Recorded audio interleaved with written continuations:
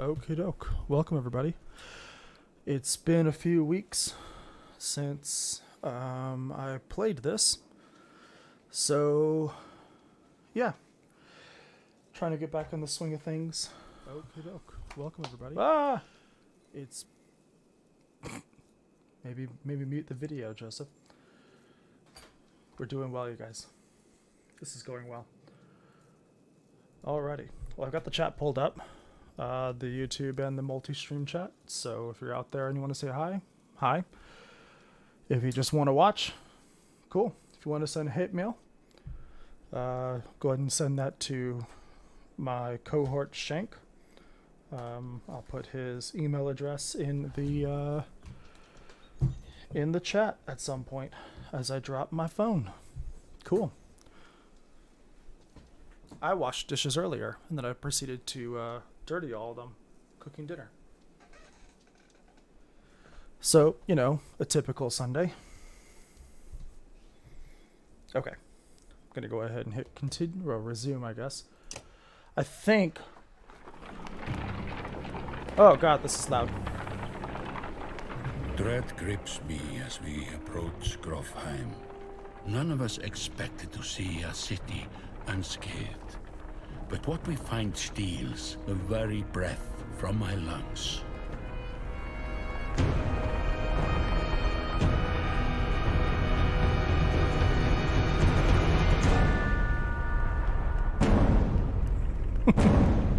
So this is good to show on this. This was the last thing we saw when I streamed a few weeks ago. So I'm glad this is acting like a sort of little recap of what happened. This was the first caravan we had with the Varl and the humans who met in Strand, and were trying to get to Grofheim to effectively seal the alliance between the humans and the Varl. And they come to a Grofheim in flames. So now we're heading back to Frostfeller, which is where Rook and Ivar and Alet and Odleif are trying to enter the city. Is this really necessary? Stuck out the city walls, you've been fighting against the dredge when you have to, and moving between hiding spots when you can. Odleif says, if we do nothing, the people in there are going to die. You crouch near a building. You crouch near a building, you know has survivors hiding inside. Dredge are making quick work of the walls.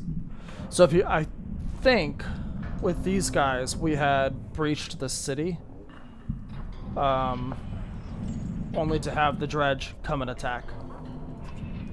We can't keep throwing ourselves at any dredge that wander near these damn refugees, says Ivar. Odleif, we're already here. Hey, Tang. So I have to make a decision like whether this is the last time we fight the dredge for defense of the refugees outside the walls of Frostfeller. If you remember, Frostfeller wasn't allowing anybody inside the walls, including us. We can either cut our losses, it's time to go, or we could reply with, what choice do we have?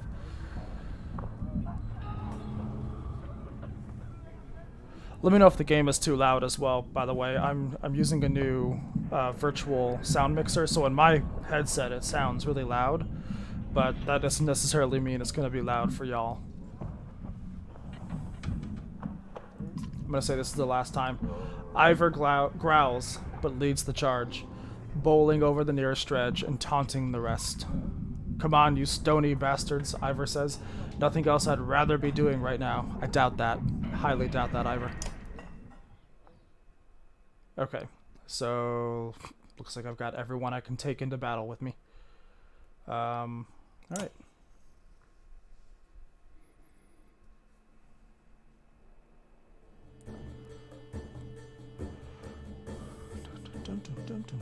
We are streaming on YouTube and Twitch. I know the last time I streamed to both, the YouTube feed cut out. The Twitch feed stayed constant. So definitely check out both, just to be on the safe side, I guess.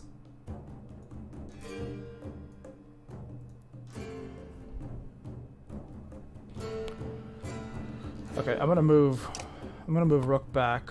I don't like Alette being out there by herself. Oh crap, this is really bad positioning for all of us. I'm gonna put Ivor there. And actually, I'm gonna put Rook up here. That's what I meant to do. This is gonna be crap, you guys.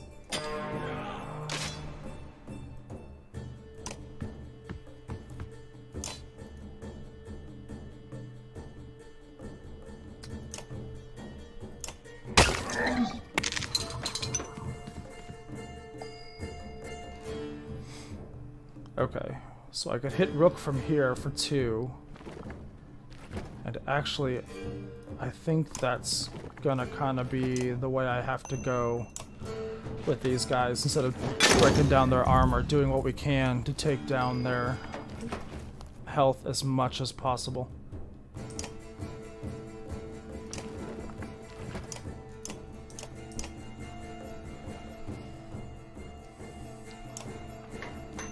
I guess in that case, I can't really deal any damage to their health. I have to do it to their armor.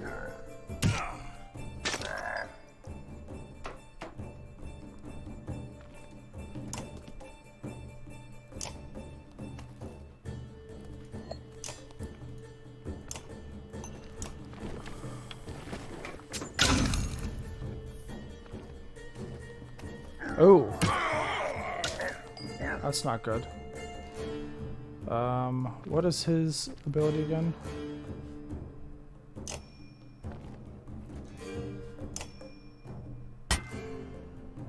Only 1 to his armor, huh?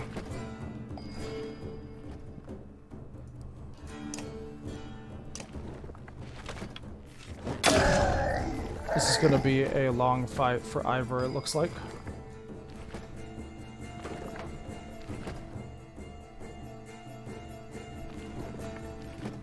Let's see if we can get Oddleif into position here.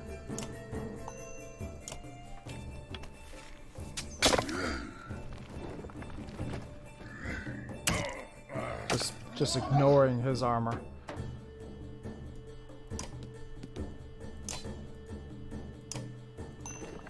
That's fine.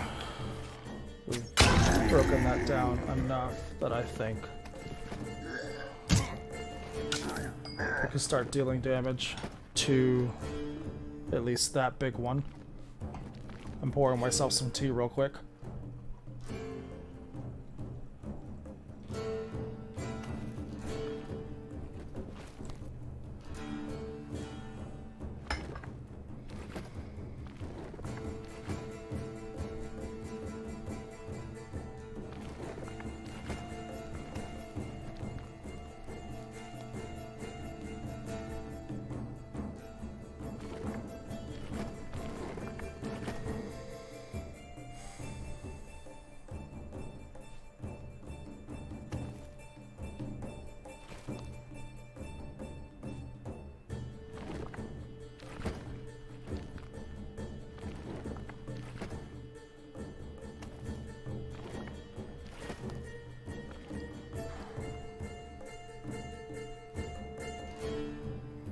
Okay.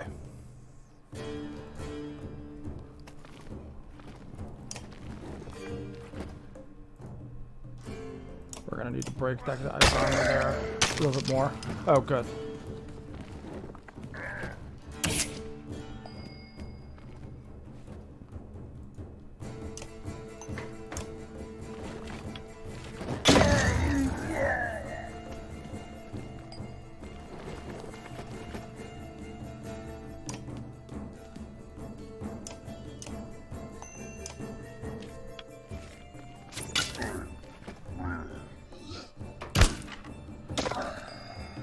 That was actually surprising that he didn't just kill him.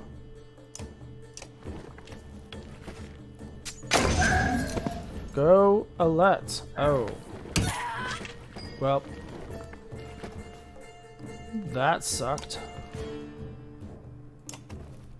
Alright, well we can at least take down the armor here.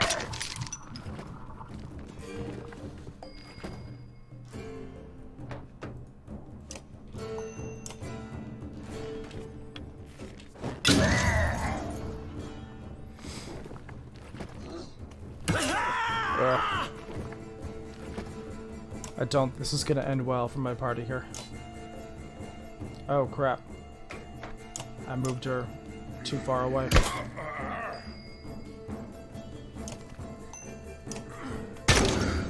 A little shocked they keep going for...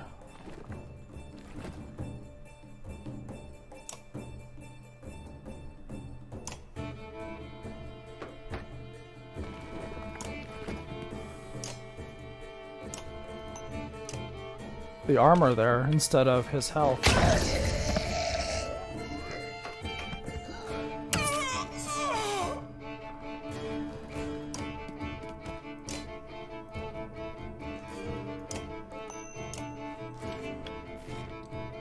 I don't think this is going to end well for me.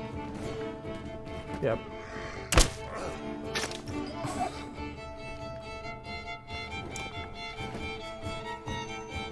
Okay.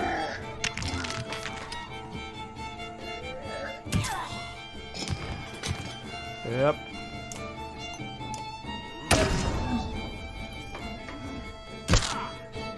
Still attacking the armor.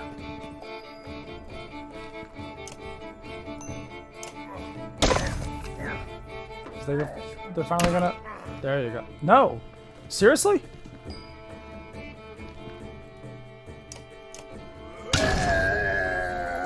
Okay, he's gonna at least... Yeah, okay. That's what I thought. The question is this game over?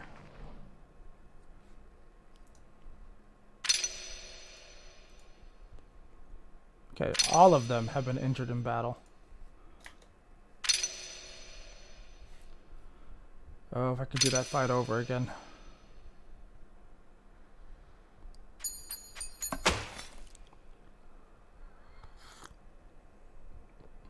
That's good tea.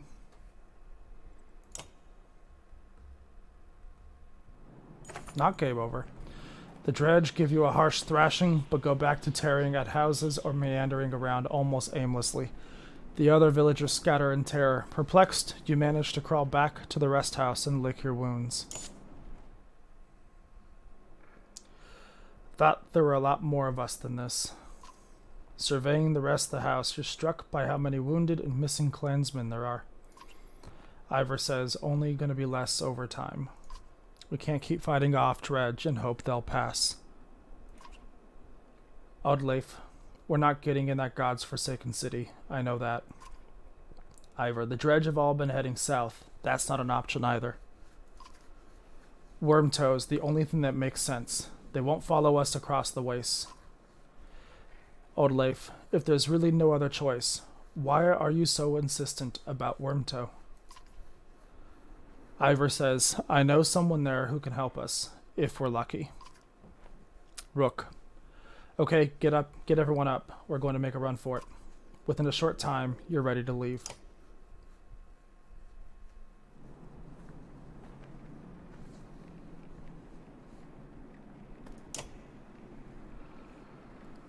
Okay. One renown gets one supply. Wow. Normally, you get a bit more than that.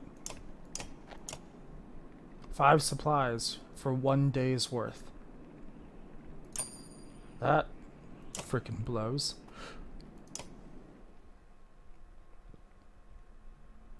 No way to rest, huh?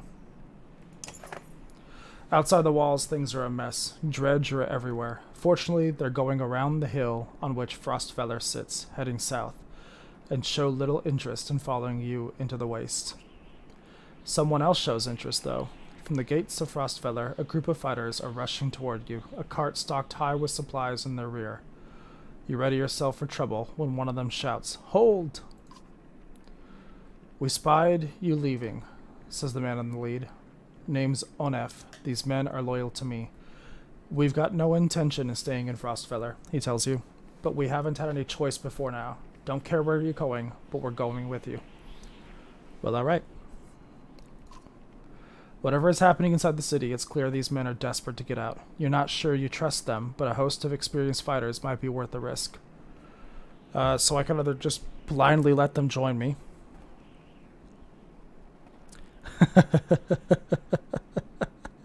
Yeah, that was me after cleaning, after making dinner. I had cleaned all the dishes, made dinner, and then afterwards I was like, yeah, screw this. Okay, so I can either just blindly let them join, I can send them away because it doesn't feel right, or I can ask them. I'm just going to ask them what's happening in the city. Bunch of vultures and lunatics, says Onef. Between the families killing each other for control, there's more bloodshed inside the walls than outside. Staying in there is a death sentence. So I could refuse to let them join, or I could just let them join. More warriors sounds good, and since this is a named character, it might give me a fifth person to throw into battle. Which, I mean, considering we lost the two twins earlier, this would be ideal.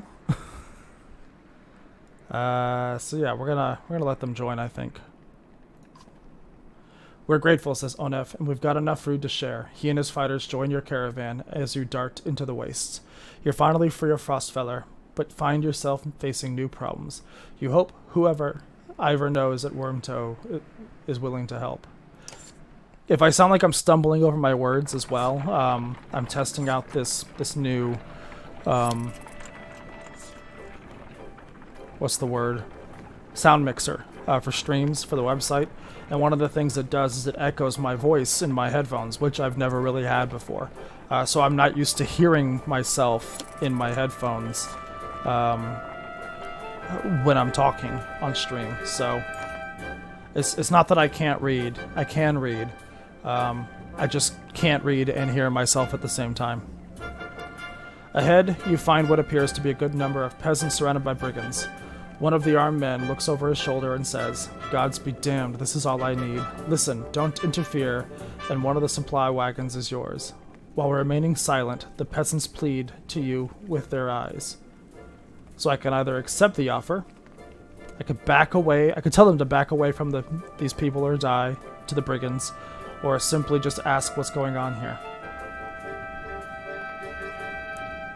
Also, like I said, if the sound is too loud, let me know, because it's pretty loud in my ears, but that doesn't mean the mix isn't good.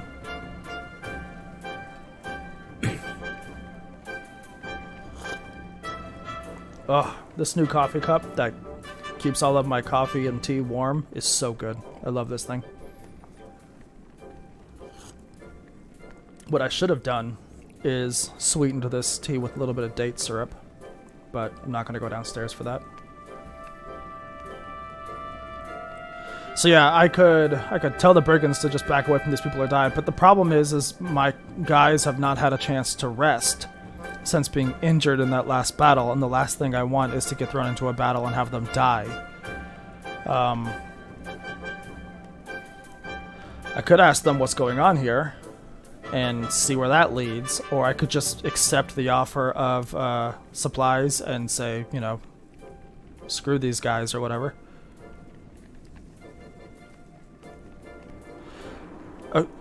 Okay, so turn the music down a tiny bit? Is that what you're saying, Tang?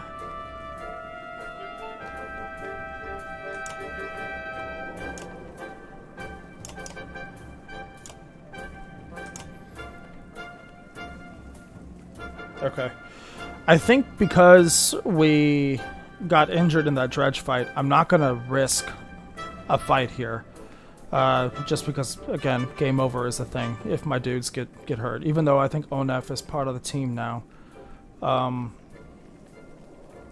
Okay, turn the music down a smidge. Let me know if that helps. The music in this game is so good. Like, honestly, go buy the soundtracks, guys. It's Austin Wintory, Banner Saga 1, 2, and 3. It's so phenomenal.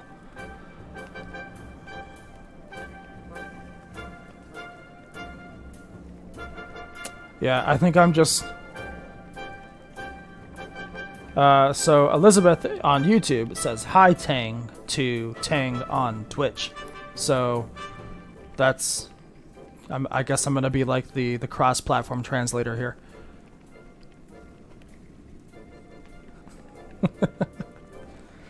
I'm just going to accept the offer, because like I said, I don't want to run the risk of my dude's getting hurt. My only fear is if I do that, the potential narrative consequences down the road, because a character would will remember that I didn't help these peasants. I mean, that's the kind of thing that I have no doubt Alette will throw in Rook's face down the road. Ting says, hi, Elizabeth, on Twitch to Elizabeth on the YouTubes. I'm the platform whisperer, you guys. I'm going to ask what's going on and just kind of see what happens from there. Nothing concerning you, he replies. Before you start telling me otherwise, these are my clansmen. Thought they could run off with every scrap of food in the village. Now, all I want is you to move on, so take your share or don't. See, the fact that he's giving me a share, and the way that the fact that he phrases it as share makes me think that these guys aren't clansmen that are trying to run off with the food, and more like this guy is quite literally robbing these guys. Oh, so this gives me the option to not get involved at all. I could draw my weapon, but again, I have that issue where 4 of my 5 fighters aren't in top health. So if we get into a fight, there's a very good chance that people die. But if I take the supplies and leave, there's also a chance that it hurts a relationship with one of these characters down the road. That's what I love about this game. Each decision you make has weight, and since the save system is in such a way that it is, it forces you to live with every decision that you make. So I can't just like make this decision, see how it goes, and then reload a save if I want to. I quite literally kind of have to live with my choices. So yeah.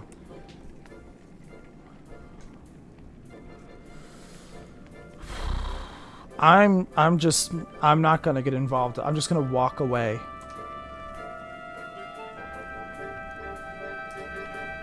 You turn a blind eye to what is happening and keep the caravan moving. You can't be uncertain whether the armed men were being completely earnest about what happened, but you realize you can't go around solving everyone's problems.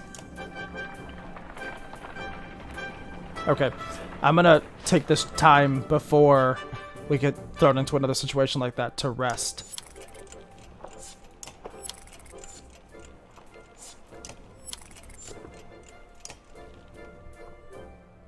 Okay, so ONF is on the team.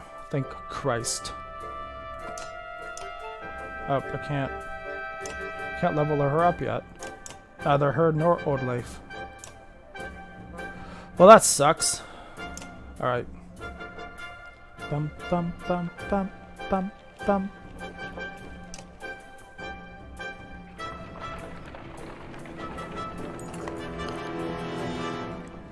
The caravan is buzzing with worry. In the distance, someone has spotted a large number of dark figures following you.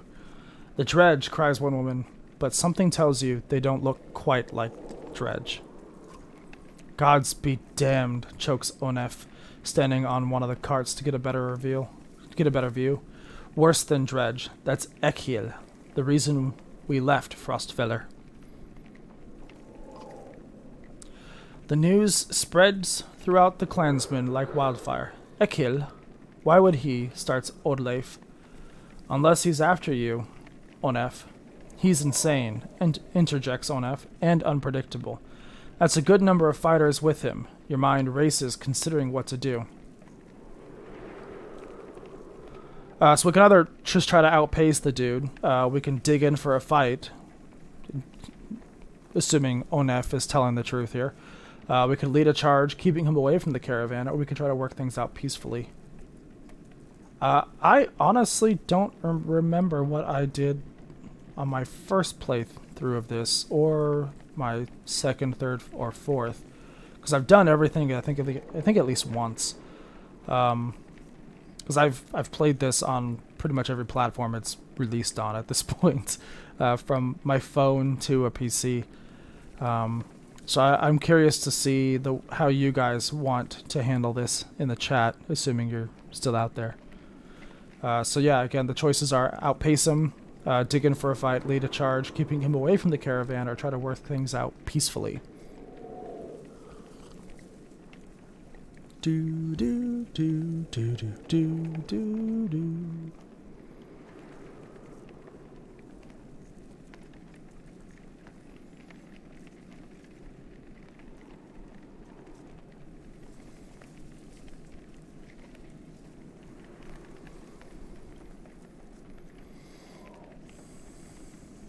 I'll give it a few more seconds to see, because I don't know what the delay is right now.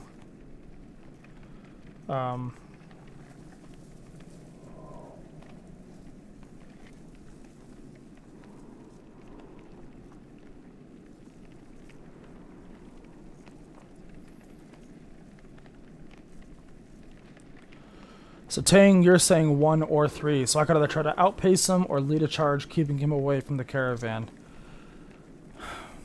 I think out of the 2 of those, I might choose 1.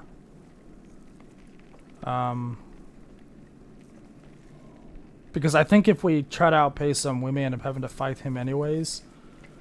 I don't remember. The thing that's also concerning is, I don't know if you can see on the stream, Zero Cool is saying 3 in the chat as well, so we've got 2 votes for 3, so I might get outvoted here. These... Tang on the YouTubes. Mwahahahaha. What do you mean you found me? It's LOTR lore. Okay, so yeah, the flock of crows just circling over here.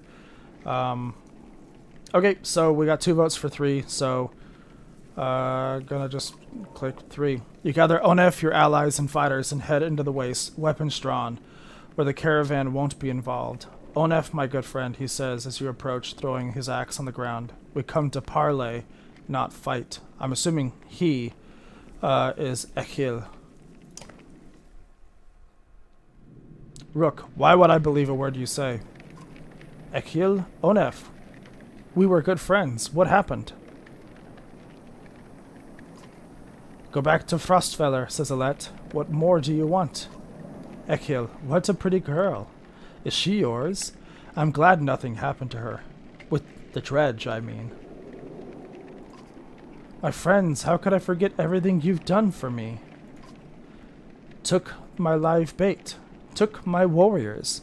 Took one of my best men. How are you, Onef? Do they treat you well? Shove it up your arse, Echil. If you come out here to kill me, let's get it over with. Nothing like that, Echil responds. You must think you know me, or people like me. What did Onef tell you? I'm crazy? I mean, look at your hair, dude. I know, like, 900 AD, that time period where this game is, like, loosely set. Not that this is set in the real world, but it's based off Viking mythology, and that's kind of when it was at its height. Combs weren't, like, a common thing, but, I mean, the eye twitch, too, that kind of helps sell it a little bit there. I haven't survived because I'm crazy. I did what had to be done to make it in Frostfeller. The only mistake I made was you. Sorry, what was your name? Seems like something I should know by now. Rook. Responds Rook. What kind of man are you, Rook? You look like an average man to me. A man worried about his daughter, maybe. Just making his way. But then look behind you. How many people is that? They follow you. Fight for you. Why? What kind of man are you? So, I can respond with I'm nobody special, which, to be fair, probably true.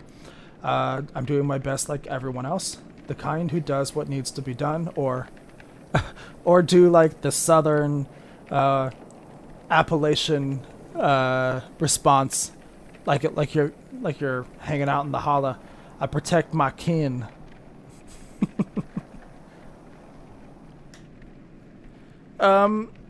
So far we've kind of been playing Rook, kind of role playing him as the very timid and not too sure of part. So I think I'm gonna go with number 1, where he says I'm nobody special, just because it kind of fits the way we've been role playing this character so far. Oh, but you are special, Ekhil replies. You think everyone was born to lead, make hard decisions? Who do these people think you are? You saved them. You're a hero. Maybe that's more important than who you really are. What's your point, Ekhil? Says Onef. I'm your prisoner, Rook. Bind my hands. Frostfeller is done. I can't survive there thanks to you, my good friends. You may not have cut my throat, but you sentence us to death. I don't believe that's who you are. Is this some kind of apology? Asks Rook. You can't trust me. I know that. Take me and my men as prisoners, if that's what it takes. Ekhil looks down on the grounds, and the words slowly come to him. I'm not above begging. Okay, so we can take Ekhil and his men as prisoners. We can abandon them in the waste. We can ask Onef for his opinion, kill Ekhil on the spot, or let them join me, join us, join you, on the strictest of terms. I think we should ask Onef his opinion because he knows Ekhil instead of us.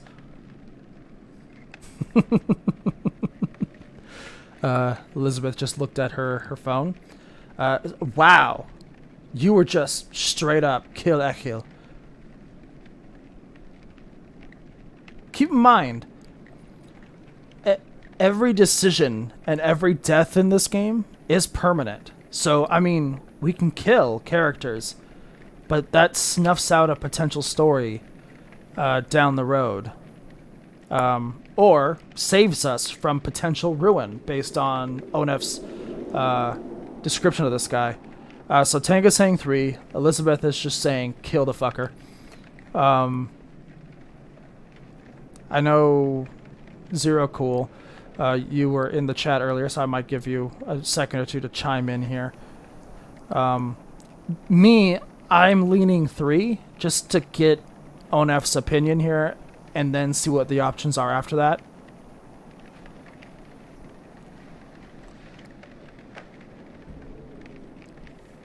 Ah, I'm not used to the cup keeping the drink hot. So Zero Cool also says 3, so it looks like you're outvoted there, Elizabeth. So we're gonna go 3, he says as he almost hits 4 on accident. I'd be a hypocrite if I told you to leave them, says Onef. I don't know, Rook. You don't know me. How could you trust my word any more than his? I'm behind whatever decision you make. Okay, well that was fucking useless. Okay, so we can either take Ekhil and his men as prisoners, leave them in the waste, or let them join us on the strictest of terms. Apparently we can't kill them on the spot anymore, but I guess leaving them in the waste is as good as doing that, potentially.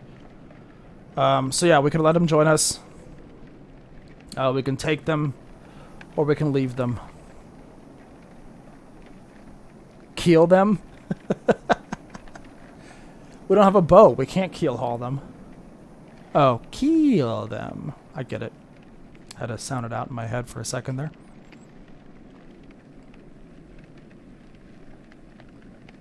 Anybody else want to chime in here?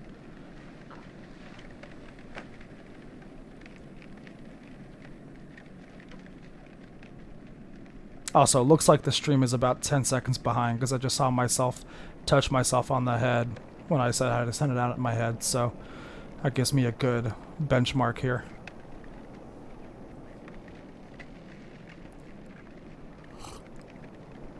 See, every single time I play this game, I'm always of the mind of what is this character's story going to be. So I'm tempted to just let them join us, either as prisoners or as, on the strictest of terms. Elizabeth is very confused as to what is going on. I need to go back and catch up. So prisoners do sound bad. That's what both Tang and Elizabeth are saying. So it sounds like 1 is right out. Yeah, you missed an entire play session, I think. And I haven't streamed since you went on vacation, and it's been like what, 2 weeks since you went and came back. But I mean, to kind of reset the stage here, we were trapped. This particular caravan was trapped outside the walls of Frostfeller. We tried to storm the walls to get into the city to help the refugees trapped outside the city, and we lost a lot of men and 2 named characters in the assault.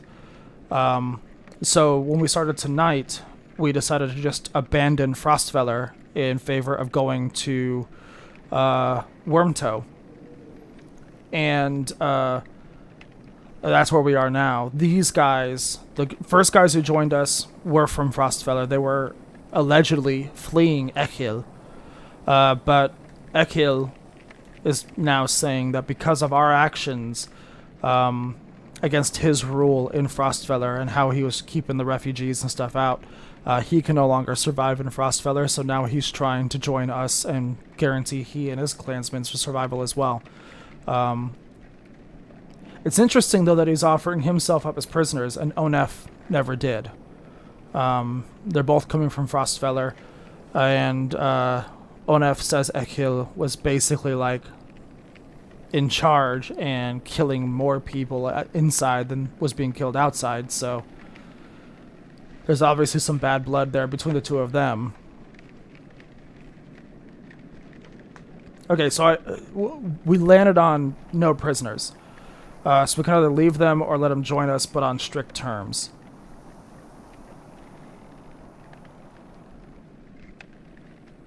I think Zero, you just said...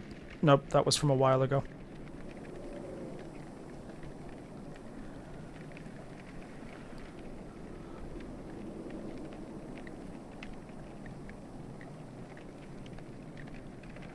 Okay, so let Ekhil join us on strict terms. That's where I'm leaning as well. Zero says 3. Everybody's on YouTube now. Tang, you're going to get outvoted here whether you say 3 or not, because I'm saying 3 as well. So we're going to go 3. We need fighters. You fight the dredge just like the rest of us, Rook says. You fight for everyone now, not just for yourselves. And if you even look the wrong way at a single man, woman, or child in this caravan, there will be no hesitation about killing you on the spot. Damn, Rook. You do us a greater honor than I had hoped, Rook, Ekhil says. These people are right to follow you. You'll have no trouble from us. I may be reckless, but I pay my debts. He's a Lannister, guys. The caravan eyes him suspiciously, but they try to fit in, following your orders. You expect to hear complaints about this. Things are definitely becoming complicated. Of course you like this terms. You wanted to kill him on the spot. Oh, hey, you guys. The morale declined. We have 6 days of supplies left. I really hope Wormtoe is a lot closer than 6 days. Where is Wormtoe on the map? Okay, oh crap, we're a little bit... Crap. Well.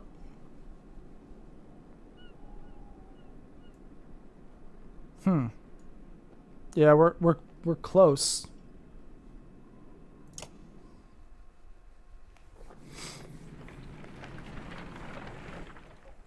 Those crows, though. Ooh, a Godstone.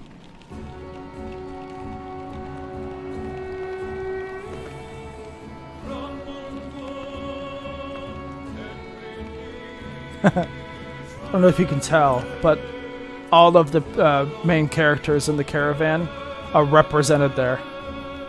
You find a surprising number of people camped out at the Godstone.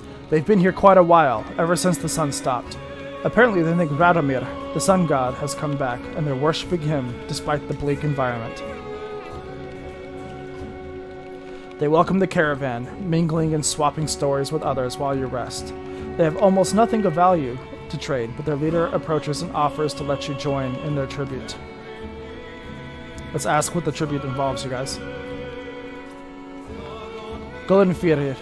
Golden Fury, one says, showing you a golden liquid in a silver bowl. He places them on his chest, which almost sounds like it's sizzling, and explains through clenched teeth it is a gift from the sun god, an oil that burns like the sun and lets them see things clearly. Okay, so we're quite literally burning our chest. We could decline and move on. Decline and inspect the Godstone before moving on, which I think I want to inspect the Godstone because I like learning about the individual gods in this universe here. Yeah, right? Tang with the LOL WTF, right? See if anyone in the caravan is interested, or I could try it for myself. I don't want to, like, dismiss this outright, but I don't want to, like, try it for myself either. I'm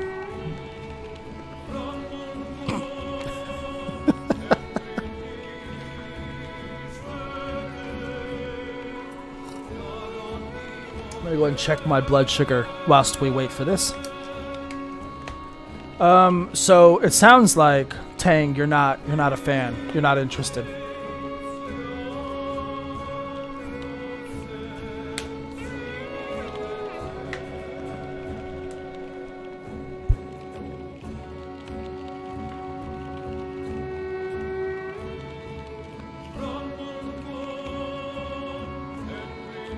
In case you're wondering who the singer is, that is actually Peter Hollins, who has a very popular singing music YouTube channel where he does, I think, almost entirely a cappella music on his channel.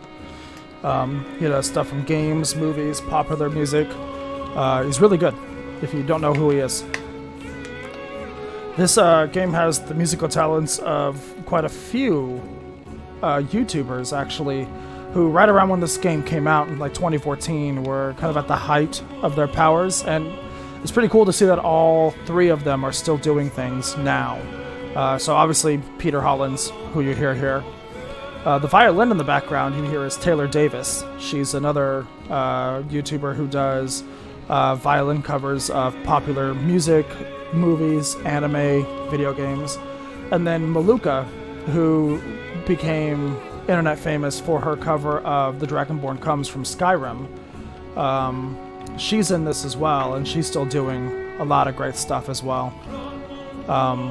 She actually has some music on quite a few gaming soundtracks now. I know she did some of the music for Call of Duty Black Ops 2. She helped collaborate with those composers. She wrote a lot of the bard songs in The Elder Scrolls Online. She's doing covers of gaming music. She has her own YouTube channel and Twitch channel. So yeah, she's still going really strong as well. It's good to see that for all three of them. I'm gonna see if anyone in the caravan is interested, and then go from there.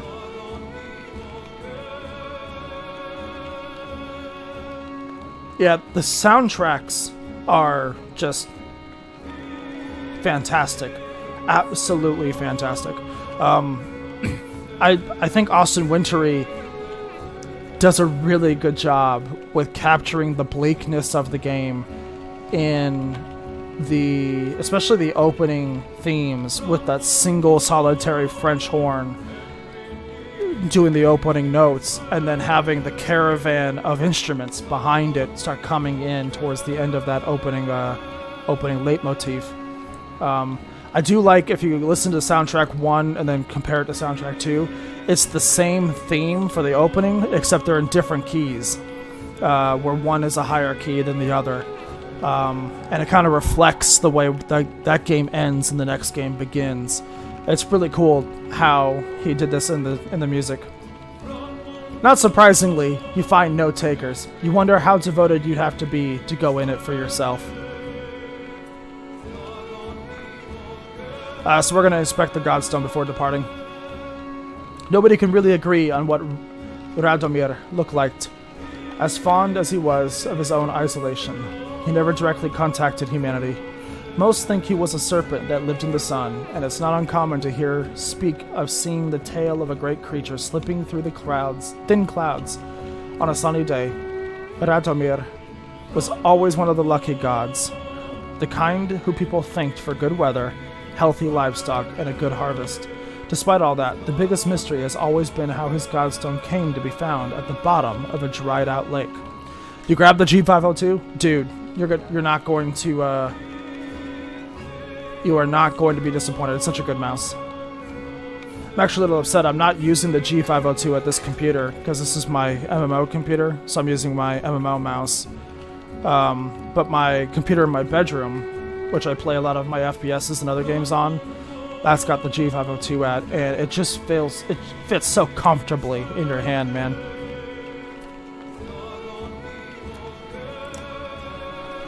So yeah, if you look, oh, you got a steal. If you look, each one of the main characters are actually there at the head of the caravan, which I think is a cool little feature that can go missed if you're not paying attention.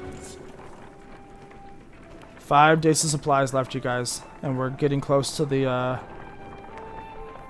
crows that are hovering. Several people have noticed other vultures. Several people have noticed black vultures circling above the caravan, taking advantage of the light snowfall. They pose no threat, but they have a visible impact on the mood of your clansmen. The next time you look back, Odleif is firing arrows into the air, which nearly tagged the birds once or twice. "Get lost! No dead down here," she shouts to nobody in particular. We can go, "How are you doing? What are you doing?" Let her get out some aggression. Ask her to stop wasting the arrows, or we could join her in shooting the vultures ourselves. So yeah, Odleif is a bit of an interesting character, I think. I mean, she was just dealing with the death of her husband at the beginning of the game, settling into the fact that her family is no longer leading the caravan, and she gave that position up to Rook. And you gotta think as well, the situation back at the walls where she wanted to help as many people as possible and not being able to, you know, is weighing on her. And then obviously, you know, we had that one caravan we went past that we didn't stop to help, and I wonder if she was the one I was mainly thinking about when I kept saying that by not doing anything, potentially we could run into an issue with a caravan member. I think we're gonna let her. Yeah, I think I'm with you there, Tang. Let her get out some aggression. After a couple more shots, she manages to tag one of the vultures, which falls out of the sky. She recovers it by laughing to herself and comes. She recovers it, laughing to herself, and comes to show you the black feathers. "You know," says Odleif, scanning the caravan, "a lot of these women, they could do this." You can tell from the look in her eyes she's excited about the idea. I think I'm going to start training them how to fight. Okay, well, we can encourage Odleif to train the women. Try to keep her expectations in check, or tell her you think it's a bad idea. Considering Odleif has literally trained Alette, Rook's daughter, to fight, I think we should just continue the feminist movement here in the caravan and allow Odleif to train the women. "We can always use more fighters," you tell Odleif. "If Alette is any proof, you know how to train someone with a bow." Odleif gives you a smile. She heads off to some of the women in the caravan, showing them the vulture she shot down.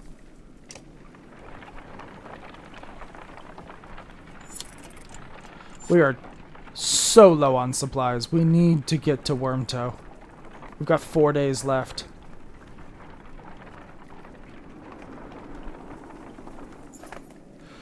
A flurry of snowfall seems to come out of nowhere and quickly thickens until you are unable to see the man in front of you. You shout out a complete halt, but the screaming winds drown out the sound. A day passes before the blizzard abates and clansmen start to reappear from snowdrifts. It quickly becomes apparent that not everybody is where you last saw them. And a quick search of the area is not enough to recover all the missing clansmen. Okay, so we can make a thorough search for the lost clansmen, ask volunteers to scout out the immediate area, make a bonfire and wait for the missing members to return, move on, say a blessing for the lost, or commit an hour to searching before departing. I'm going to let you guys decide while I step away for a second.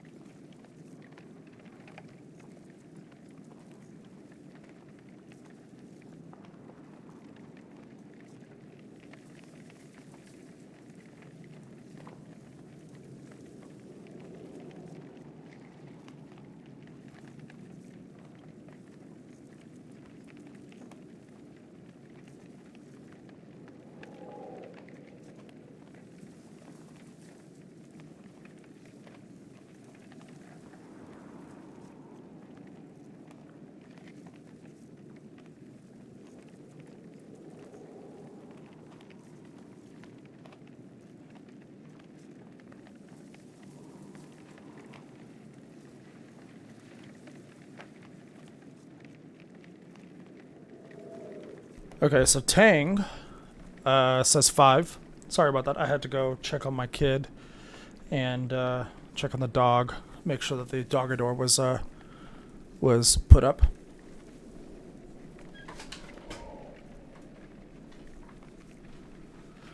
Okay.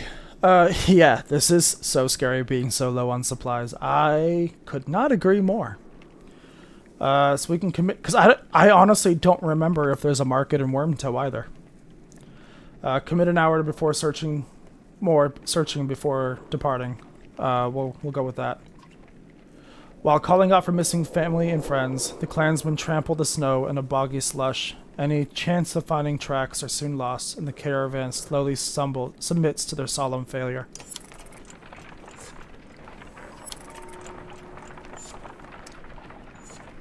So, Rook is saying we should camp. But we have no frickin' supplies, man. That's just it too. We've got weak morale, which is not a— oh, sweet Jesus. There's Wormtow. The sound of a skirmish alerts you to a Varl surrounded by half a dozen armed fighters. One man spots you and shouts, "Leave us to our business. This Varl killed my father without reason." The Varl is about to respond when a man attacks. The giant swats the blade aside and silently watches for the next assault. So we could defend the Varl. We could hear what the Varl has to say.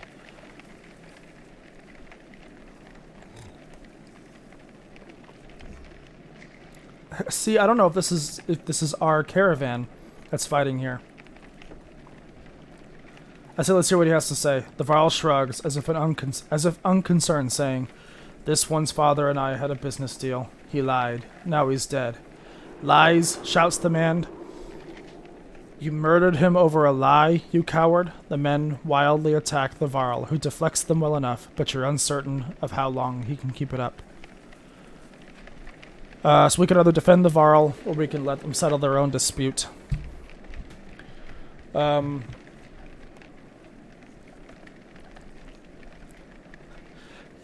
It does seem kind of weird for a person to get killed over a lie. It must have been a pretty big lie for the business deal for this dude to get just straight up murdered.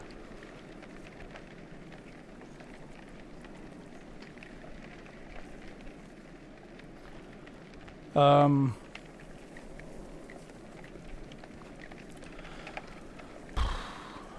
gonna say let's let them settle their own dispute. You quickly decide this minor scuffle between man and Varl is not worth the caravan's precious time, and you return to your business besides. Your warriors return with you, some more reluctantly than others. Ooh. Oh, morale improved, you guys. We found Wormtow, you guys.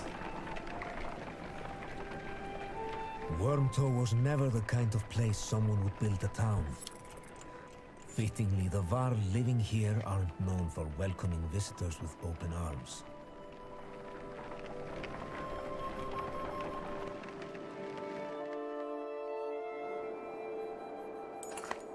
Oh, thank you, sweet baby Jesus, is a market. The Varl find you before you see them. Not surprising with this many people behind you. With weapons drawn, they demand to know why you're here, but back down when Ivar tells them he's come to see someone named Krumer. Krumer. Well, I'll be damned. Krumer, it's been a long time. Yeah, it has. So what brings Ingvar to Wormtow with his very own village of humans? Bad news, says Ivar. Dredge are coming down from the north. We barely made it this far. That is dire news. Come on, we have food. We'll discuss more in the mead house. As you follow the old Varl into the meager town, you catch him quietly saying, "If it were anyone else."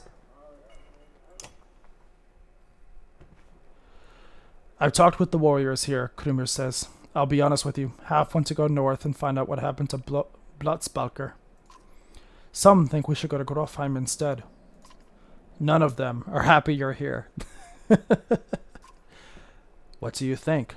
Asks Ivar. If I had my way, I'd stay here and let the dredge come, Krumer says, with all the curmudgeonly stubbornness of an old man. But you made this a problem, didn't you? We can't feed this many people for long, even if they don't eat much. This is a Varl town. Most of us take care of ourselves. You've got women, children. We could pitch in, Rook says, make this place livable. It doesn't work like that, Krumer responds. These Varl are here to get away from civilization, not make one. It's Krumer's call, Ivar says. It won't be long before the Dredge are here too. No, it won't. If there's one thing we should do, is tell Jorundur what's going on. Who's Jorundur? Elet says, or asks. Varl King, Krumer says. Well, as close as we have. Close to one as we have. Ingvar, where did you find these people? Stay here and rest. But once yours are ready to go, we do. I'm going to see off those who want to head north. But I'll join you to Grofheim. More travel? Alet says. No, we've already come so far. Stop the pouting, girlie. Even if Jorundur won't listen to a tired old Varl like me, I have a feeling they'll pay attention to your friend Ingvar here. They'll listen to Ivar? Ha! He hasn't told you, Krumer says. Of course he hasn't. Do what you need to, but don't be long. Okay, so let's buy some supplies, you guys.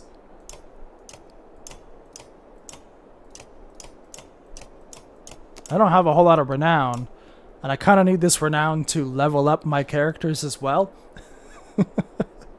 But we need supplies, you know. Oh shoot! I quite literally bought all of their supplies.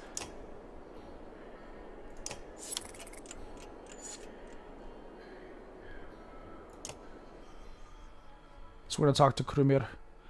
Krumer, can you spare a moment? Rook asks. Mostly no, but I'll try. I'm gonna use that next time asks if they can ask me a question or if I have a minute. Mostly no, but I'll try. I never had a moment to thank you for your hospitality. Consider it done then. Okay, so we could ask, how did you get all these Varl to follow you? So who is Ingvar? I think I'm gonna ask that one, cause that is an interesting question. I bet you have some incredible stories. It's one of the other things. So we're gonna try to explore who Ingvar is. Ha! I'm not surprised he never told you, Krumer says. I'm just surprised he can stand being around anyone at all. Your friend was one of us long ago. I mean, the dredge bashing type. He was called Ingvar back then. And if you want to know why he changed his name, best ask him yourself. I'm too old to peddle in gossip. How did you get all these Varl to follow you? Respect, young one. Respect. After the Second Great War, wasn't much left for me to do, so I started training other Varl to fight. Got tired of that, made a place in Wormtow. They still come calling, even with no wars to speak of. Seems like that might be changing though, don't it? Any wisdom on fighting dredge? Depends on how much you know, Krumer says. They're all armor. Tap them hard enough though, and it'll shatter. Line up a whole row of slag and they'll explode on each other all the way down. You get in a big brawl, half your time is spent setting them up for it. If you see one bang his axe like a tuning fork, try to kill him quick. Sometimes the slag he's calling won't even show up. I bet you have some incredible stories. I might. Or I could be the most boring Varl you'll ever met. Depends on how much you like killing dredge. Ask me again someday. Might tell you about the time we filled a dead yox with whale teeth. And why. Okay, best leave you to your business. I suppose you should. Take care, friend of Ingvar. So, just gonna double check. Nope, still can't get anything else. Valka thread. I suppose we could... Well, let's check out the heroes here real quick. So, with this, we have Ekhil and Krumer added as well. I think we're gonna add Krumer. What is Ekhil's special skill? Guts. This character leaps to great heights before bringing down his axe on the enemy, causing all units adjacent to him to be knocked back, friend or foe. Ooh. Okay then. Affected units take normal strength damage plus 1 strength damage for each tile they are pushed. Alright then. What about Krumer? This character uses his experience in battle to issue commands to allies, moving them in line in initiative. Ooh. By repositioning his allies' turn order, he can create new strategies such as giving archers guerrilla tactics, triggering abilities earlier than usual, or slingshotting a powerful ally to the back lines. I like that. What about Onef? Run through. This character's... Oh yeah, he runs. He like literally runs through them and then stabs behind them. I remember that now. What is his passive shield wall? So by standing next to another ally, he can create a shield wall, raising his armor. I think Ekhil has that too. Yeah.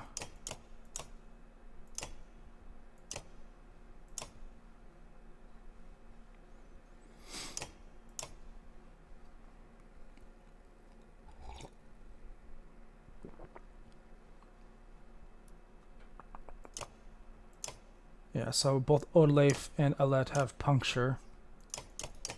Rook's is light step. This character uses his superior dexterity to move around bodies, allowing him to pass through but not stop on any allies. Okay. Alright, we're learning a bit about our characters, you guys. 5 streams in. Alright, so we've got 12 days worth of supplies, 24 renown. Morale is okay. I guess we're going to Grofheim now, is what, which, I mean, we know what happened in Grofheim. We're going to be following this path here. We know what happened there because it was on fire at the beginning of this stream, at the end of the last one. Welcome back, Guru. I don't know if you've had the stream on in the background and you're just coming back to... Did I keel them back? Keel who? I actually haven't fought a fight since that very first one we lost tonight. But yeah, so I guess we're going to Grofheim from Wormtoe. We've got 12 days worth of supplies. Let's leave. Grofheim is quite a few days out, says Krumer, but nothing worse than crossing the waste, I imagine. If there's anywhere you might be safe from the dredge, it's there. You steel yourself for another long march, and half the town of Wormtoe joins you. Oh hey, we got 3 extra days of supplies, you guys.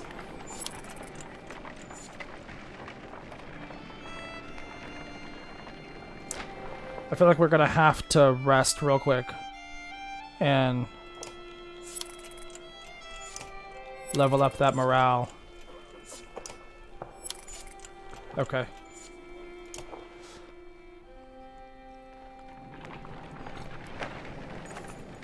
A gaunt man and woman approach the caravan, hands held high. A word, friends, the man says. We are poor farmers, down on our luck. I don't know why I just gave them an accent. The woman hits him and says, we are outlaws, plain and simple. 10 of us, and we'll help you in a fight for some food up front. So we can tell him to join us, or you'll be but you'll be watched. What are your crimes? Send the outlaws away. Here's the deal, like, we have very finite supplies, and every person we add to this caravan uses more supplies each day. Right now, we're going through 6 supplies in one day. We have 11 days worth of supplies. I'm gonna ask him what the crimes are. Misunderstandings, says the man. Mead houses are confusing. You never know when you've drank your share. The woman hits him again and says, we've stolen, killed a few when we had to. Skills that might benefit you out here. I mean, they're not wrong. They're not wrong.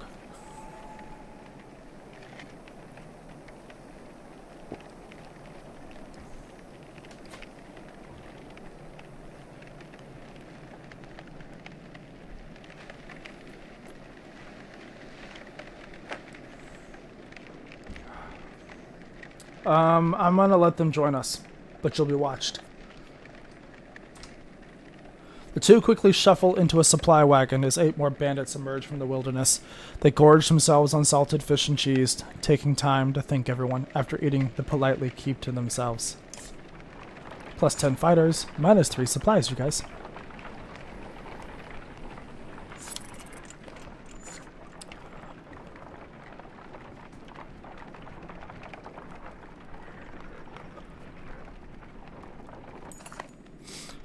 You're nodding off to sleep. As you're nodding off to sleep, shouts of fire pull you back to attention. Flames quickly consume a supply wagon and a few tents. A woman cries out, "My boy!" and points to a burning tent closest to the outlying Varl. 2 of the giants are motionless at the fire, spreading with terror in their eyes. Okay, so we can command the Varl to help, but it sounds like sounds like Varl don't like fire. Organize the peasants to put out the fire, go in after the boy myself, or make an effort to save the rest of the supplies. I think in keeping with Rook and how we have been role-playing him so far, we're gonna go in after the boy ourselves, because that's what our version of Rook would do, the way we've been playing him this whole time. Wrapping your cloak around you, the smoke, flames, and tent become a blur as you grab the boy and slice through the back canvas with your hunting knife. You meet the ashamed look of the older Varl while the crowd cheers at your heroic act. Unfortunately, the supply wagon did not make it. I feel like that's a good trade-off there, though. Oh, shit. Well...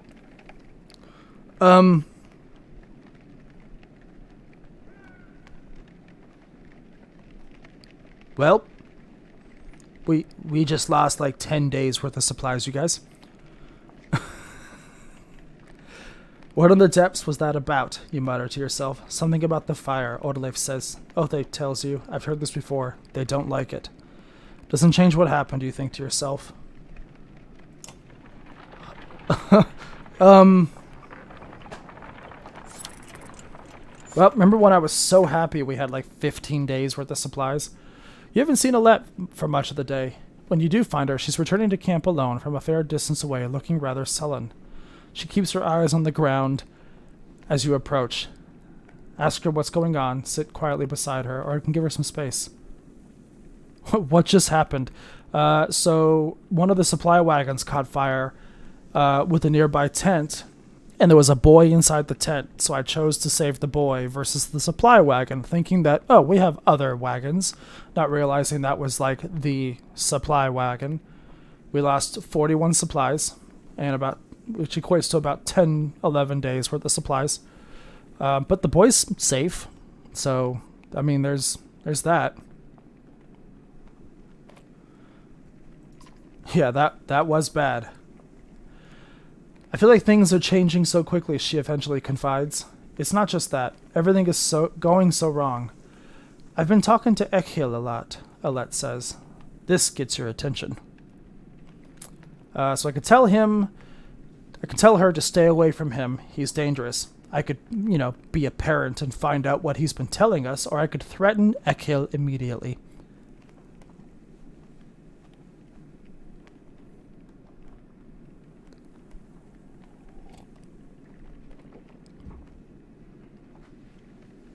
That's hanging out with Ekhil, you guys.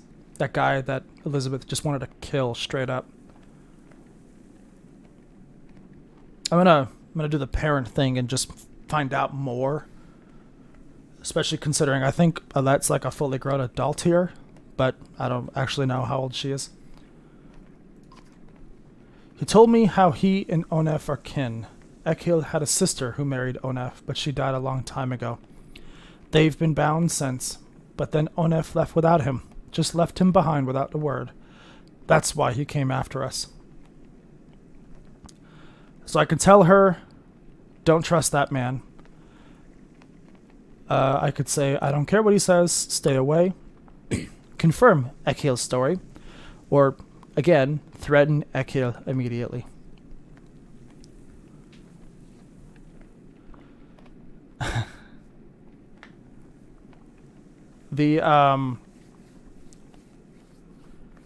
The father of a daughter in me wants to threaten the dude instantly, right? Like if a boy was hanging out with my daughter alone in the woods, definitely like straight up threatening him, his entire house, ancestral line, all that. But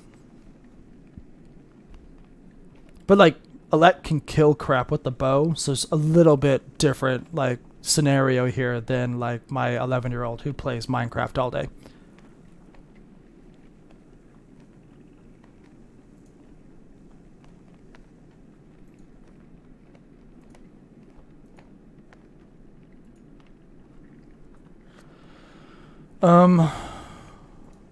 Yeah, let me know if the video is still going good over there on YouTube, by the way, because I know last time I streamed, it cut out.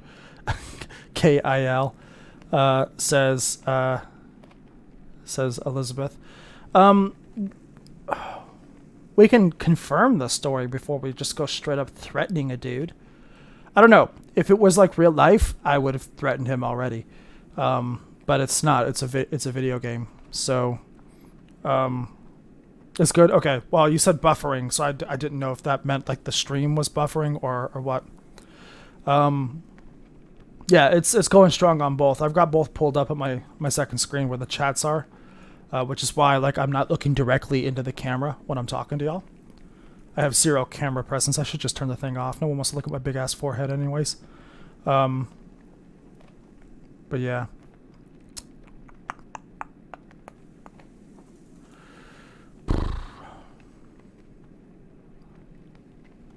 Okay, we're going to confirm the story. Eventually you find Onef back at camp and relate the story. Is that what Ekhil told you? Replies Onef. Then he sighs. It's true about his sister. She died of a fever when we were just married. Surprised he opened up like that. So I left him in Frostfeller, he continues. He'd be fine one day, ready to kill his own men the next. Sometimes he would. I'd make the same decision tomorrow. So we can tell Onef to keep him away from Alette. We can let the issue drop altogether, or we can go and confront Ekhil. I think now we go and confront Ekhil. Joseph, stop. Stop what?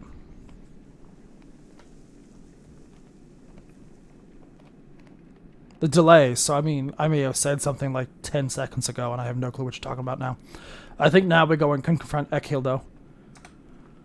You march directly over to where Ekhil has been forced to stay, far away from the rest of the caravan. He turns as you approach. What did I tell you, Ekhil? Didn't I even say one wrong look? Who's giving wrong looks? Yo girl came to me, Ekhil says. Nice of her, I thought, seeing how she's the only one who gives a damn about the people around here. What in the depths is that supposed to mean? Rook responds. Look at you, running around, saving everyone's hide, making decisions. Good for you. What kind of life is this? Miserable. Are you making it worth living? I see Alette helping the women, cooking food, taking care of the old, playing with the children, talking to outcasts. Did you know she sews up the wounded every time you get them bloodied in a fight? The eye twitch is really what does it for me, but I kind of picture his voice like unconcerningly calm, right? Remember when I said you were a leader? Yeah, they join you, but they follow because of Alette. Okay, just stay away from her. I know what you're doing. Keep out of my business. I know my daughter. Never should have brought you along. Kill Ekhil. I know what Elizabeth will join. Will do. She'll just straight up kill Ekhil. He does make a good point though. About, you know, the way Alette is kind of a glue, kind of holding things together by his description. It's definitely convincing here. I honestly forgot how this whole interaction goes, so I'm kind of flying blind here. It's been like 3 or 4 years since I've played this.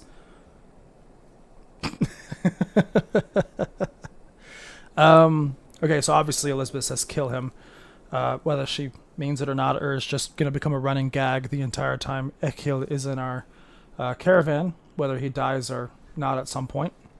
I don't know. Yeah, the eye twitch is great. Zero, Tang, if you're still out there, what say you? I'm leaning towards 1 because that's kind of how I would approach it if it were me, and it's kind of the way I'm envisioning Rook right now too, where he's confrontational but not to the point where just like coldly killing somebody, right? That's why I didn't think he would just kill Echiel to begin with. Gonna go ahead and turn off my coffee cup here.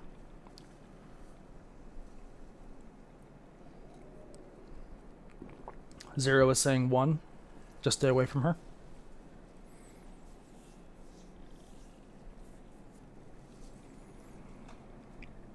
I'll give Tang another minute to respond, and Elizabeth, if you want to actually vote for or change your answer to something else or choose something else, let us know.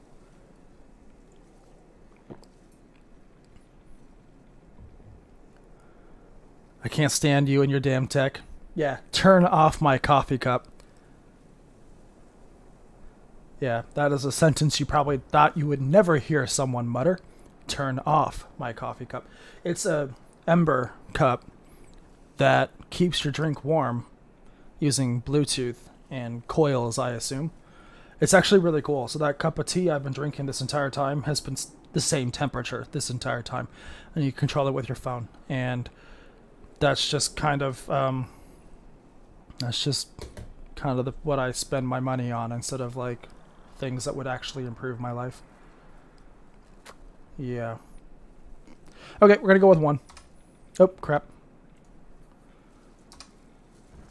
Far away as you like, Echiel says. All I'm saying is don't ask her to change who she is. The people need 1 of her, not 2 of you. Well, alright.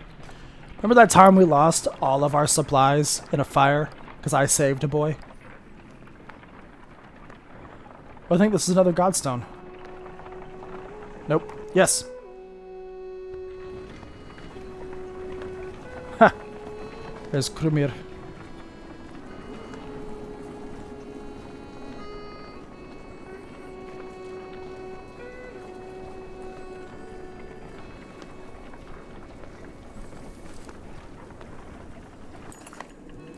The Godstone of Hardborg looms into view. Upon it carved the great ocean beast. Jagged stones jut out of the snow like shark fins. It's hard to imagine the Nordfelling waste being filled with water at one time, but the Godstone stands as a reminder of what the vast lake used to look across. You forgot? We lost all the supplies? Yeah, no, I didn't forget. It's looming very heavily on my mind right now. A blessing, shouts one of the men in your caravan. Oh, okay, so I read that and all I can think of is a blessing from the Lord. God be praised. A blessing, shouts one of the men in your caravan, holding up what looks like a silver coin. It's a fish scale, he says, pointing out the rainbow pattern that shows in the sunlight. Soon, a curious child has found another hiding in the snow, and then a third is discovered. Perhaps they'll bring us luck, you overhear, and before long the caravan has been obsessed with gathering the shining scales. So we can let the caravan take their time, cut them off after a reasonable amount of time, or leave now before this gets out of hand.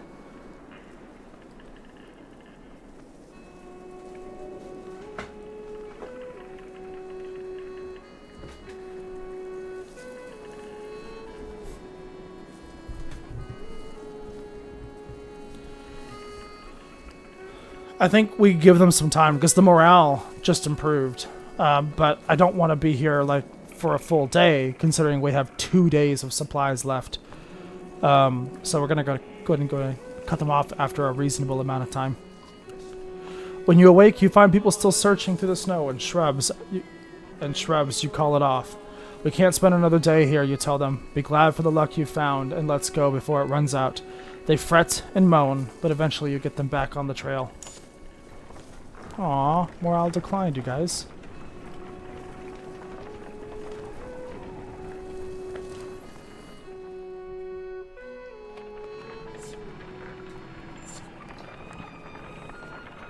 We have 1 day left of supplies. Ordleif calls you over, grinning. A row of women holding bows of different age and experience line up before the row of trees in the distance. They fire, doing an impressive job hitting the trunks. I think they're ready to fill some dredge with feathers. One woman still hasn't shot her arrow. She stands perfectly still. The others watch. Just as the wind shifts, she lets go, and her arrow flies not into one of the trees, but a snow rabbit that had scurried out from underneath. Dinner, she says, smiling. A group of men from the caravan approach. Listen here, says one. Practice all you want. My wife isn't fighting dredge. The other men agree in chorus. We don't want to see a battlefield full of dead wives and daughters. So we can either encourage Ordleif to train even more archers, stand by the women becoming fighters, or I'm having second thoughts, Ordleif. Yeah, we needed that rabbit. I don't think it's going to, like, help us. We've got 322 fighters and 322 Kleinsmen, 150 fighters, and 62 Varl. But yeah. If we can hunt.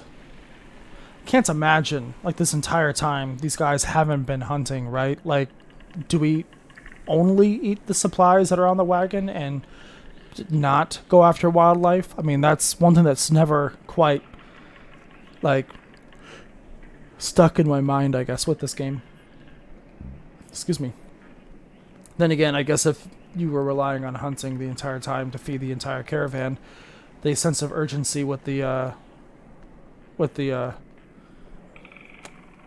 stuff, with the supplies, God, I just complete brain fart there for a second. Wouldn't be a thing. I'm gonna stand by the women becoming fighters because, again, just gonna keep this feminist train, rolling on here. The men argue their point, but eventually relent. Thanks, says Ordleif. To be honest, it was harder than I expected, but the more people who can hold their own, the better. The women return to camp, not just as clansmen, but as fighters.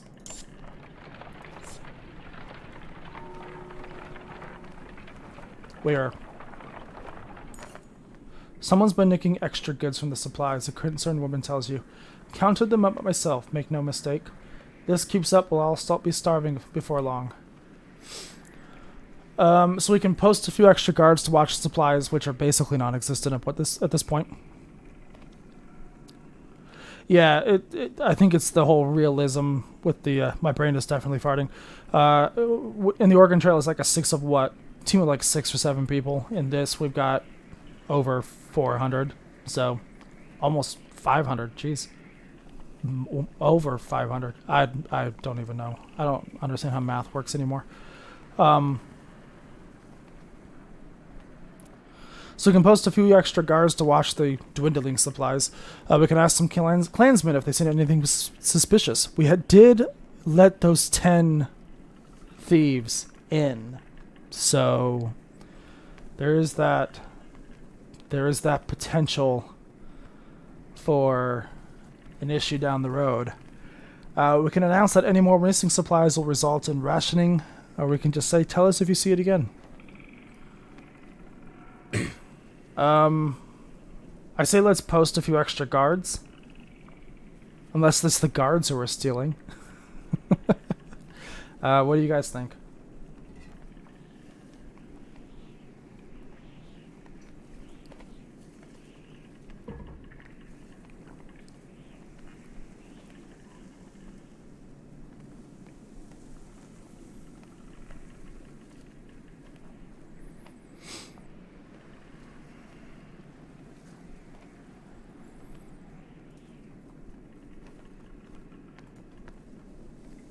Okay. I think we can post the guards because no one's responding yet, so I think we're going to go with that. To deter any further theft, you discreetly place some trusted guards by the caravan. You hear a few people casually point out the extra manpower, but nobody seems to raise an alarm for now. And we're out of supplies. Ain't got no more food. We now have people dying of starvation.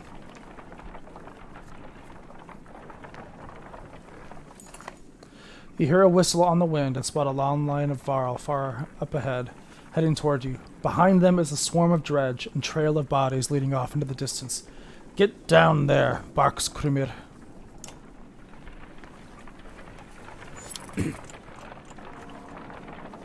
Oh.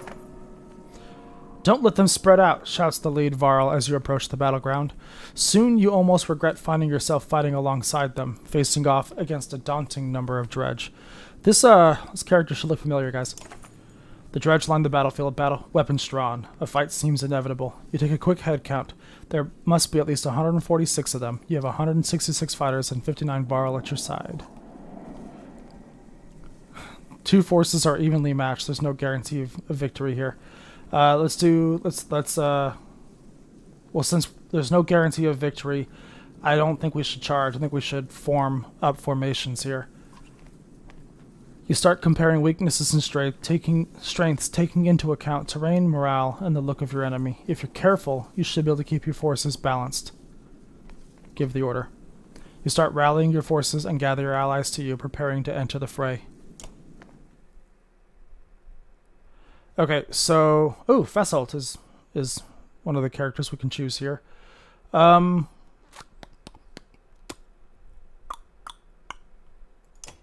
What was this thing again? Oh, yeah, no, that was the dude who he just straight up murders things. Let's go ahead and put him in instead of Onef.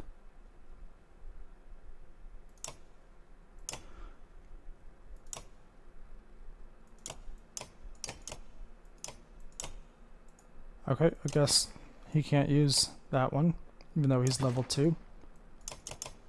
Nope. Okay, cool.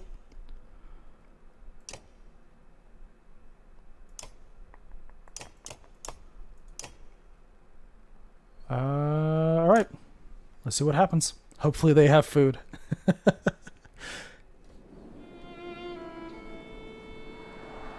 We actually should do just fine in this fight. Gonna swap Krumer and Rook though. Actually, no, he can stay there.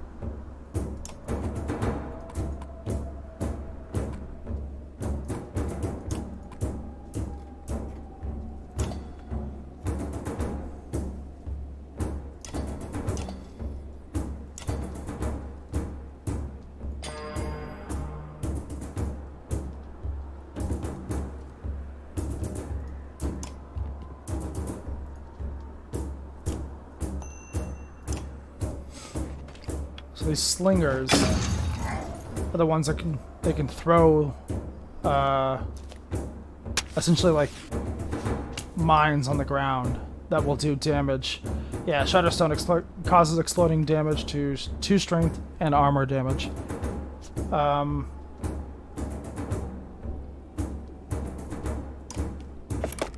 Okay, so we created shield wall here.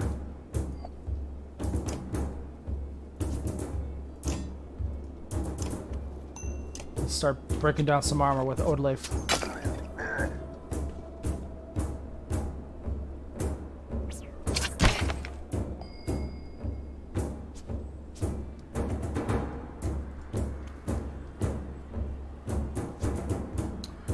Ooh, wait. Okay, have a good night, Elizabeth.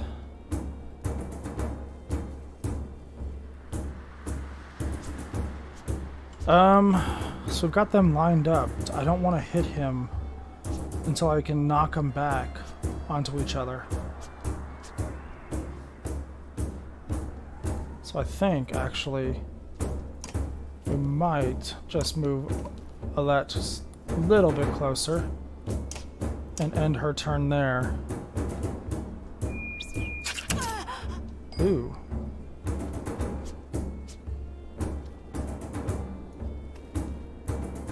Oop. Actually didn't mean to do that.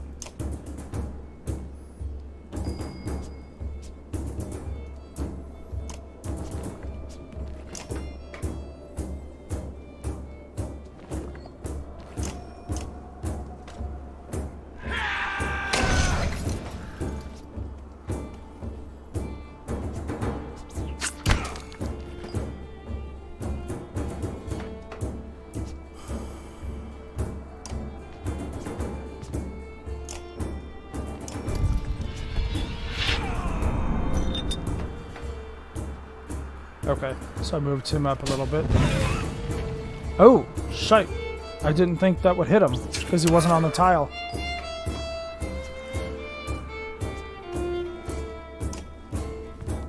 I guess this is our area of effect.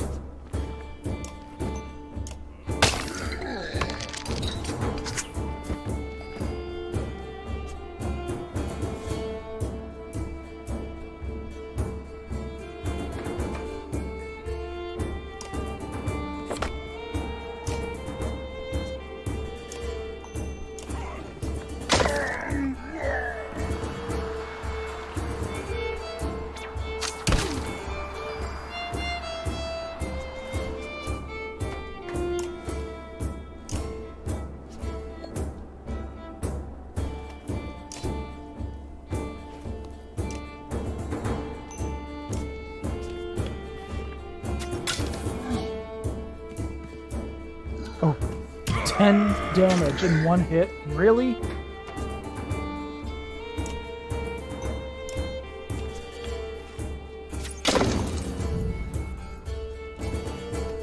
You gotta be kidding me. Oh, there goes Odd Life. She is never gonna level up at this rate.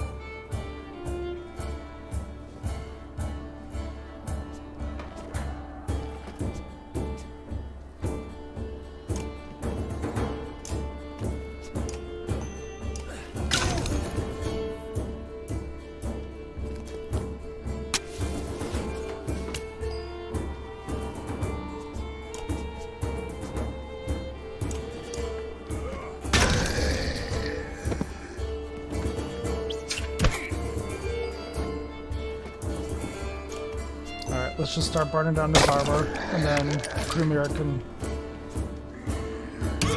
God, why is this dude hitting as hard as he is? That's just insane.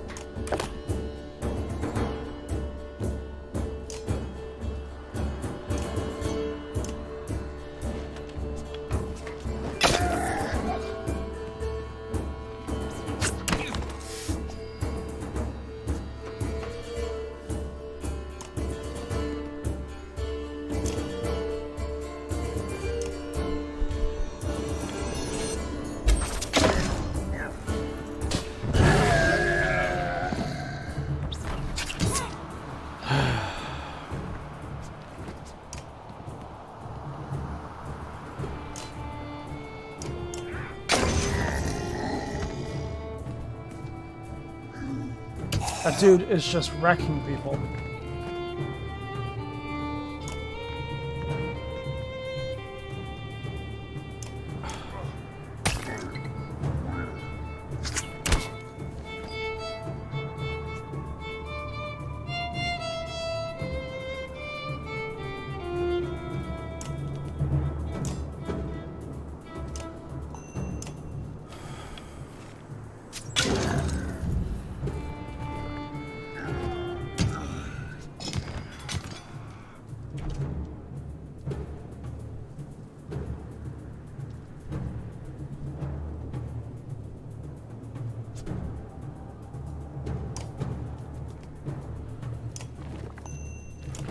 Okay, if I can keep Alette away from everybody, which may or may not be possible here.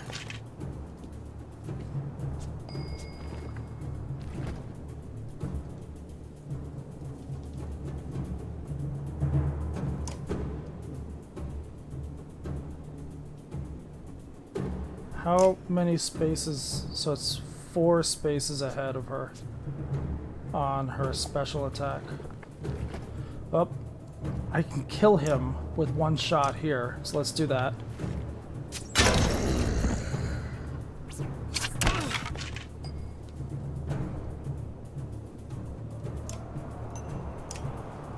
Okay, I may, okay, cool. That's gonna rock it here. Yep, we good. All right.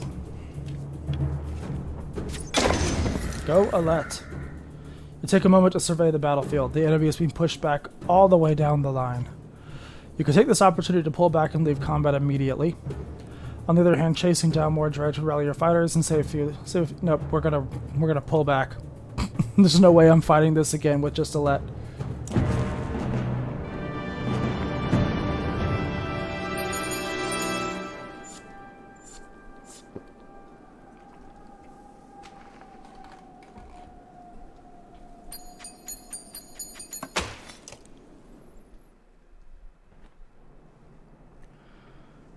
Isn't this a damn curiosity? Fasolt says. It's the second time I've been sent to find a Varl who is heading my direction with humans in tow. What are the dredge doing up here? Ivar asks. Gods, does nobody know what's going on around here? They leveled Grofheim to the ground. We've been losing ground for days. Jorunder's in Einartoft now. They sent me to gather Krumer and the rest from Wormtow when we ran across this bunch of slag. There's a lot more where they came from. Is this all the Varl you've got, Krumer? What have you been doing? Eating each other? Many went to Blotsbalker. Are you telling me Grofheim is completely gone? And Vognir is dead. Slag on our heels. The Varl you sent off north are probably dead. The world's ending. Come on, this is old news. We're gathering in Einartoft. That's where we need to go, right now. Wait. Fasolt takes a long moment to look over the caravan of men, women, and children behind you. Not them. Rook can say, what do you mean, not them? We just saved your ass. I'll die before you send us away. I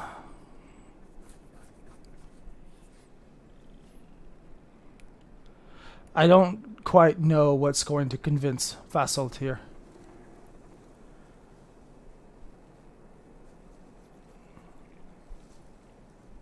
What do you guys think? What do you mean, not them? We just saved your ass. I'll die before you send us away. See, for me, I would probably choose one. What do you mean, not them? But we just saved your ass is kind of fitting with my attitude right now, too. I have a feeling if I say, I'll die before you send us away, he doesn't seem to care about what really happens to the men, women, and children in the caravan. So that's probably going to fall on deaf ears.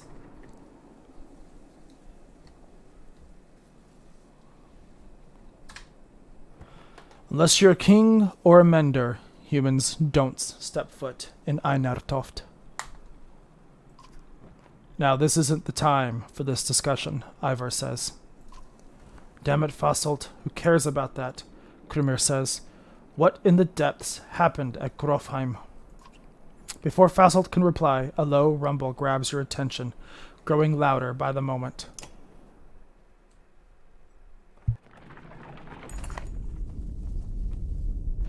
Even though it's beyond sight, all eyes turn in Grofheim's direction as the rumbling becomes deafening, transforming quickly into cracking and splintering.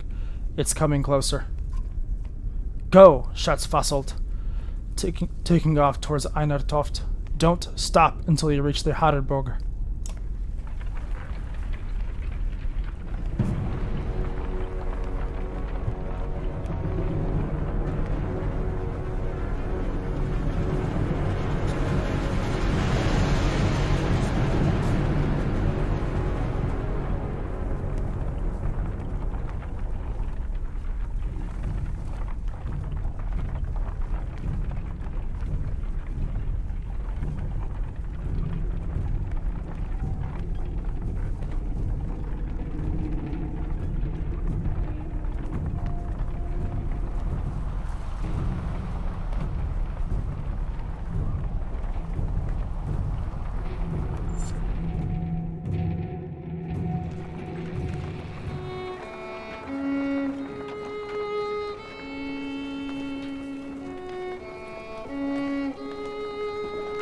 It's Hakon.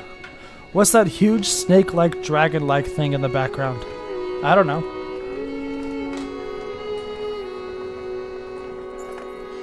After 3 terrifying days of tremors, you reach the Godstone of Hardborg, which is teeming with Varl who want to know what is happening. Others busily mend makeshift defenses set up around the Godstone of Hardborg, crater of the Varl. Hold up, pants Fasolt between long gasps of air.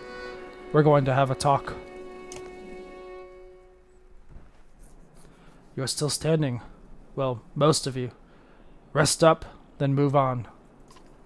A mountain just sank into the earth, and something is out there. You're just going to send us away? I don't know who you are, but you're not going to Einartoft, Fasolt says. There's a couple hundred Varl here who will back that up. Where are we supposed to go? Back the way we came? We're stuck between two mountain ranges. In one direction, a few thousand Varl. In another direction, an army of dredge, and whatever caused that quake. Einertoft is a Varl city. This shouldn't be news to a Varl. Give it a rest, Fasolt. Krumer says. Don't you recognize who you're talking to? Surprise suddenly flashes across Fasolt's face. The other Varl are starting to come closer now. You hear Ingvar being whispered between them. I think this might be the one person you want to let into Einertoft. The humans come with me, Ivar says. All of them. Fasolt glances between Ivar and Krumer before stalking away, pushing past the mob of curious onlookers. Ivar, who are you? Asks Rook. Some other time, Rook.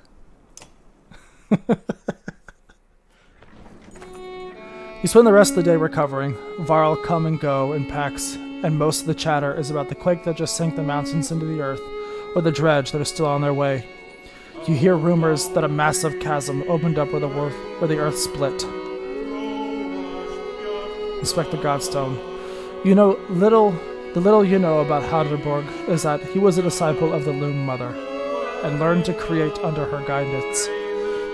He created a few beasts, but soon became bored with simple animals and began combining man and beast, ending up with the Varl. That's the myth anyway. One thing is certain, each Varl alive today was created by Hardborg, and now the god is dead. The Varl here now are the last ones that will ever exist. A profound sadness washes over you. Krumer is already here. It is good to pay respects, he says, and you both stand there in silence. Give this to Ingvar, he says, turning to leave. It was once his, and the stubborn ass refuses to take it back. Krumer hands you a massive, studded belt. Suddenly, there's a lot of activity. Word comes from below to retreat to the next village over, and soon you see why. A black shadow sweeping down the valley from the direction of Grofheim. But the quake, or whatever caused it, has obliterated the mountainside. On closer inspection, it's a veritable ocean of dredge, more than you imagined possible. In their midst is a towering giant of a dredge, blood red from head to toe. You gather your things in short order, enjoying a good many Varl, leaving the Godstone behind. Oh hey, we got 3 days to surprise you guys. Gained item, Fardingjord.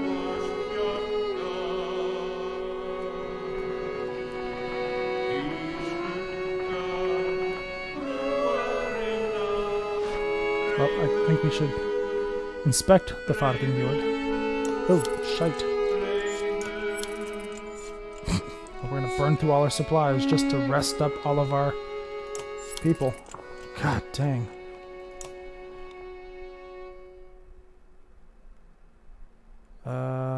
There's Ivar.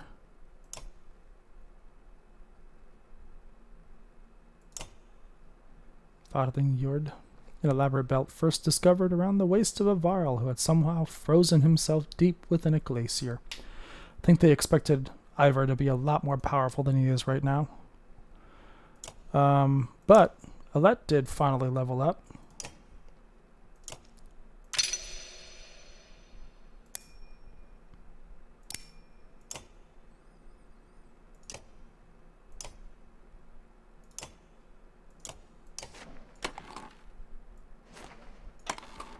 Okay, yeah, we're going to keep Alette's bracelet on Alette.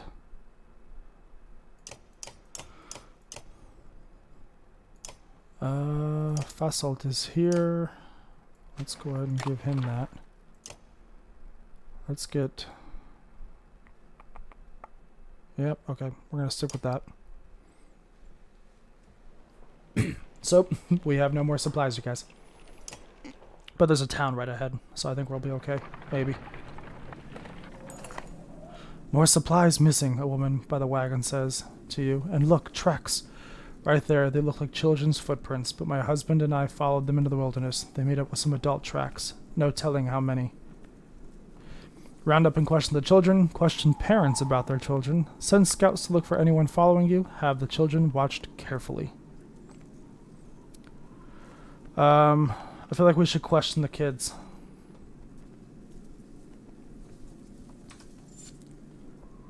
Your clansmen are on edge as you question the children. None of them seem to know anything about the food, but you manage to scare them more than you intended.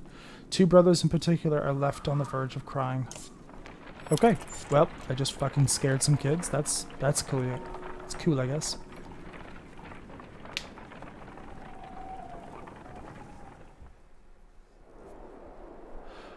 Ah, sweet baby Jesus, Market. We can't stay here long. It will take 3 straight days to cross Buddha Pass, so stock up. There's no stopping once we leave. He takes off to speak with the other Varl about setting up defenses. Dad, says Alette, appearing at your side. I liked old Ivar. Somewhere in the back of your mind you feel the same way. You focus on preparations instead, realizing you may be one of the first humans about to set foot in Einar Toft. Whew.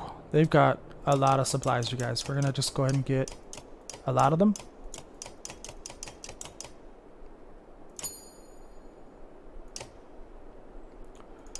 So where is Einar Toft?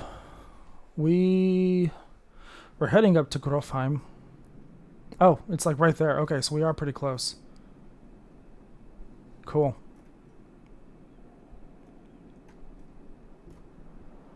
The Wandering Road. I thought that was Hakon that I saw. Morale's good.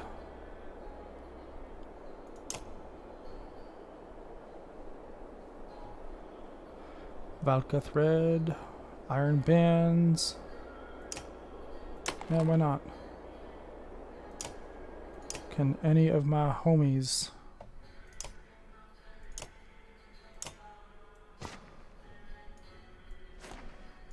Okay, so he can wear that, so that's good. Part of me, I don't need 3 archers. Part of me wants to put Fasolt or Onef. I'm going to put Fasolt in the lineup here. Oh, I'm going to change the turn order as well.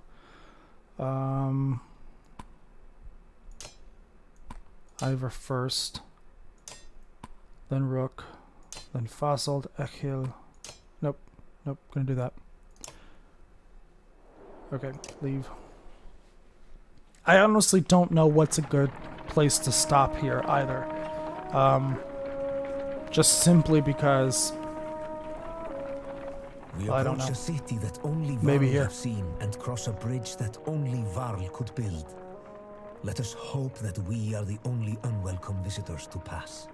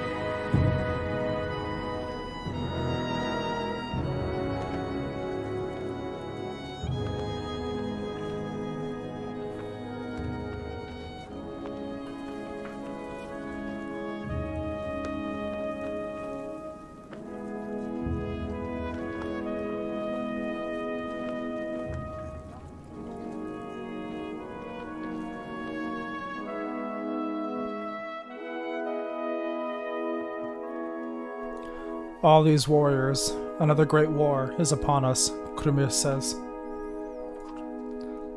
It is the 3rd time I have seen such a thing.